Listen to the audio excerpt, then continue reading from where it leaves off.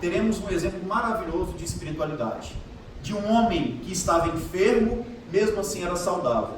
Esse homem é chamado Samônio. Sempre me emociono muito ao contar a história dele, porque Samônio era um homem prestigiado, muito conhecido na vida pública, na vida política, morava num palácio muito grande, cheio de escravos e servos, na região de Cesareia. Quando políticos e religiosos vinham da região de Jerusalém ou de Roma, ele recebia em seu palácio com banquetes, com jantares, danças, com muita pompa. E ele era casado, tinha alguns filhos, e numa certa manhã ele percebeu que os seus braços começaram a ter algumas feridas, a lepra. Ser leproso, na época em que Jesus passou na terra, era sem dúvida a pior coisa que podia acontecer com um ser humano. O criminoso, para vocês terem ideia, alguém que cometia um crime comum, normalmente ficava preso nos calabouços, que eram as prisões abaixo do nível da terra. Ele era preso dentro das cidades. O leproso, porém, ele era preso nos chamados vales dos leprosos, que ficava do lado de fora das cidades. Eles acreditavam que a lepra era a forma mais amaldiçoada que Deus punia os seus filhos. Então o leproso era estigmatizado. Por isso que Jesus, por exemplo, depois de falar as bem-aventuranças, registrado no capítulo 8 de Mateus, ele vem falar do amor ao inimigo. Vocês aprenderam que deveis amar uns aos outros, eu porém vos digo, amem também os vossos inimigos. Oferecei a outra face àquele que agride a uma. Caminhe 2 quilômetros quem convidar a caminhar 1. Entregue toda a sua roupa quem pedir uma túnica. E logo depois, a primeira atitude de Jesus, depois de fazer essa pregação, foi curar um leproso. Porque o leproso era o grande inimigo simbólico da sociedade. Ele ensina o amor aos inimigos e vai curar um leproso. Samônio, esse político, que todo mundo o cercava, todo mundo bajulava porque tinha poder, tinha dinheiro, descobre a lepra. Alguns dias depois, os filhos levam um documento para ele assinar, e ele, acreditando se tratar algo da vida pública, da qual estava afastado, assinou, confiando nos filhos, e então, na verdade, os filhos estavam ao lado da esposa, roubando o próprio pai, o próprio esposo, tirando todos os títulos da vida pública, política, que ele tinha conquistado, colocando-o para fora da própria casa, jogando ele no Vale dos Leprosos, que ficava próximo à cidade de Jope, a cerca de 60 quilômetros de Jerusalém. Imaginemos nós descobrindo uma enfermidade, a esposa e os filhos que a gente tanto ama, colocar a gente para fora de casa sem nada e levar para longe. Antigamente isso também era muito comum. E olha, não tem muito tempo não, tá? 30, 40 anos. Há 30, 40 anos, se a moça engravidava, sem namorar a pessoa certa, sem ter casado, muitas famílias pegavam e colocavam no chamado trem dos doidos, que ia para Barbacena, do hospício. Colocava lá. Se muitas vezes a cidade tinha muito morador de rua, pegava aquele morador de rua e jogava para lá. Se o filho assumia a homossexualidade diante da família, colocava também no hospício. É o chamado holocausto brasileiro. O que se fazia naqueles hospícios em Barbacena. Não tem muito tempo. 30, 40 anos. Ainda bem que veio a reforma psiquiátrica para neutralizar isso. Foi algo semelhante que aconteceu com Samônio. Imaginemos nós, qual seria o nosso sentimento com essas pessoas que nós amamos, tomando uma atitude quando a gente mais precisa. A maioria de nós nos revoltaríamos. E a gente não vê em momento algum na história de Samônio ele falar mal da família. Vai para o Vale dos Leprosos e ali passa a ter uma intuição que algo muito maior poderia acontecer em sua vida. Que Deus tinha um propósito maior para ele. E então decide fazer uma caminhada de Jope, 60 quilômetros, até Jerusalém, na esperança de encontrar em Jerusalém algum daqueles amigos que ele recebia em seu palácio. Mas na metade da caminhada ele não consegue seguir. Os pés se tornaram uma chaga aberta, tamanhas feridas que já corroíam ele. Ele cai, e a gente lembra da parábola do bom samaritano, porque ele passa um carroceiro muito simples e acolhe aquele irmão leproso. Um carroceiro cristão que o leva até Jerusalém, na Casa do Caminho. A Casa do Caminho, que foi o primeiro templo religioso da história da humanidade. Segundo Emmanuel, ali eles acolhiam todos os filhos do sofrimento. E o público que adentrava aquele espaço religioso cristão eram normalmente viúvas desamparadas, crianças órfãos, velhinhos trêmulos que seguravam seus cajados, mendigos da rua, criminosos, prostitutas, leprosos. E ali eles tinham um amor, um carinho, um cuidado que nunca receberam na vida. E às vezes, meus irmãos, para que a nossa vida passe a ter sentido, nós precisamos nos espelhar a esses primeiros cristãos. Eu vou fazer uma pergunta aqui, uma pesquisa rápida, só para a gente perceber se nós estamos mais próximos ou mais afastados desses primeiros cristãos e dos ensinos de Jesus. De um ano para cá, em um ano, não vale responder para parente e nem para conhecido, para desconhecido, que era o que eles faziam normalmente, embora a caridade comece no círculo familiar. Quem aqui fez uma visita a um hospital público sem que fosse para qualquer parente ou conhecido no último ano? Levanta a mão, por favor. 5%. 6, 7 pessoas aqui. Menos que 5%. Em um ano, quem visitou uma cadeia pública? 3 pessoas, abaixou. É difícil. E aí a gente lembra o que Jesus falou.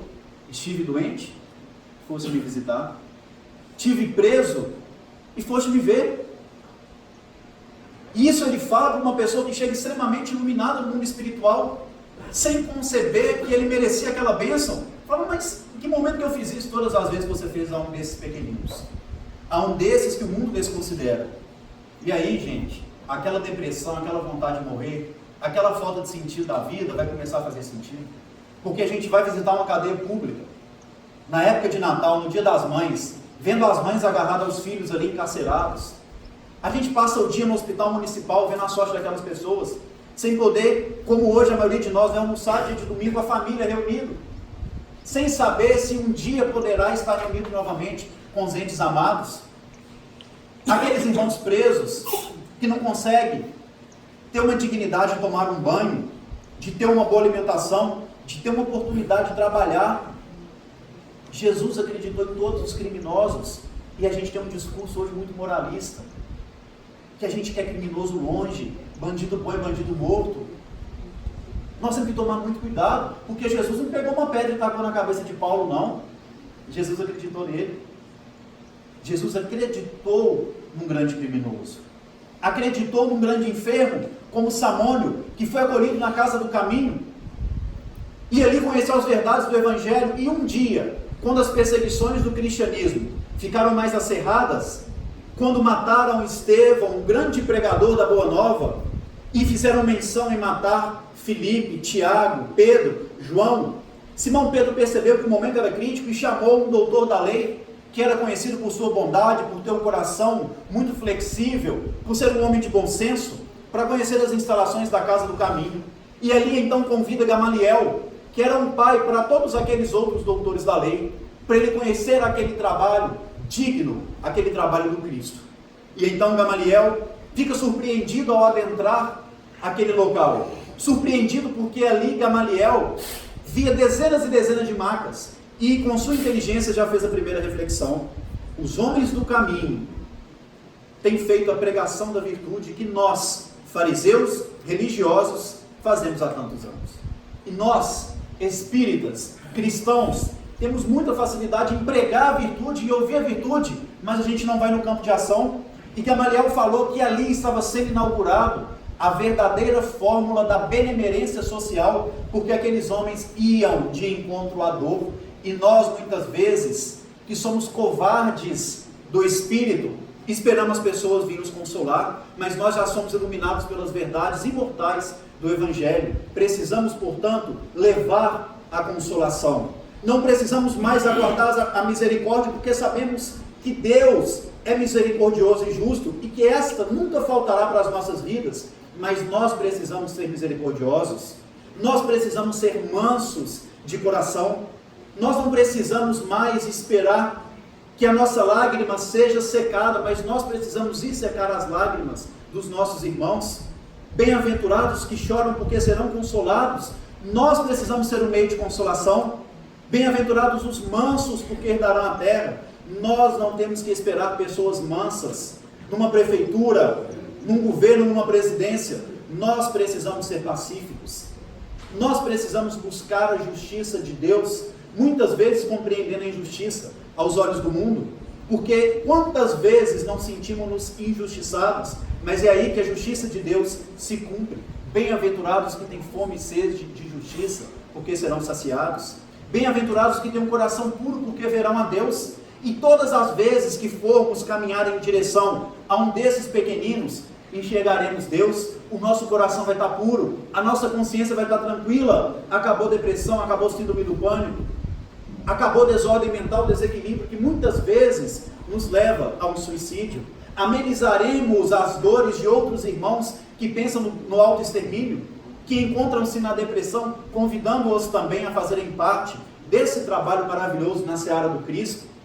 Bem-aventurados os misericordiosos, mas nós precisamos levar a misericórdia da sua forma mais bela. Visitamos enfermos, visitamos moradores de rua, visitamos usuários de crack, visitamos alcoólatras, visitamos presos, dando uma boa palavra a uma prostituta, porque eles também, assim como nós, cometem erros, mas aos olhos de Deus têm potências espirituais e um dia chegarão à mesma evolução que Jesus Cristo hoje representa para nós. Antes que o mundo existisse, eu já o era, ensinou Jesus. Ele já era luz antes mesmo do planeta ser plasmado, porque segundo a obra espírita, a caminho da luz, Jesus plasmou o próprio planeta. Gamaliel ficou surpreendido, porque os discípulos de Jesus eram bem-aventurados. Pregavam as bem-aventuranças do reino, que é a sinfonia divina da qual Jesus pregou no Monte das Oliveiras, e ali exemplificada pelos discípulos do Cristo. Mas a maior emoção de Gamaliel a conhecer a casa do caminho foi no momento em que ele percebeu que um daqueles enfermos era um antigo amigo da vida política. Samônio, tu aqui? Que fazes aqui, meu amigo? Ah, Gamaliel, meu bom mestre, ainda bem que um dos meus amigos pudera ver a minha miséria moral, a minha miséria física e espiritual, porque nada sou diante da grandeza de Deus. Samônio, cadê sua esposa? Cadê seus filhos? E Samônio então conta todo o seu drama a ele, sem reclamar de ninguém, sem falar mal da esposa, dos amigos, dos filhos, porque ele já tinha a mente equilibrada, ele já conseguia estar equilibrado socialmente, era um homem espiritualizado. Naquele momento, Samônio fala com Gamaliel: o Cristo Jesus é o Salvador que nós religiosos tanto esperávamos. Meus irmãos, nós não precisamos mais esperar por um Salvador. O povo judeu esperou por séculos a vinda do Filho de Deus. Hoje nós temos ele à nossa disposição. Jesus está mais vivo do que nunca, porque ainda no capítulo 14 do Evangelho de João, Jesus fala: se me amais, guardais os meus mandamentos, e eu rogarei a meu Pai, e este vos enviará um outro Consolador, a fim de que fique eternamente em vós e convosco. A doutrina espírita é o Consolador prometido. O Espiritismo veio nos fazer conhecer Jesus novamente, de maneira simples, mas profunda. E ali Gamaliel responde para Samônio: olha, eu reconheço que o Jesus que vocês seguem é um homem bom, é um homem misericordioso, caridoso, mas daí dizer que ele é o Filho de Deus que a gente esperava, um homem tão simples. Talvez, Gamaliel, se você estivesse na minha condição de enfermo, sem família, na dor, você acreditaria nessa verdade. Mas você tem sua família, você tem saúde, você tem um bom emprego. Difícil acreditar que Jesus é o Salvador. E nós, meus irmãos, precisamos da dor para acreditar em Jesus e para entender que Ele tem poder de mudar as nossas vidas. Samônio continua dizendo para Gamaliel, que já encontrava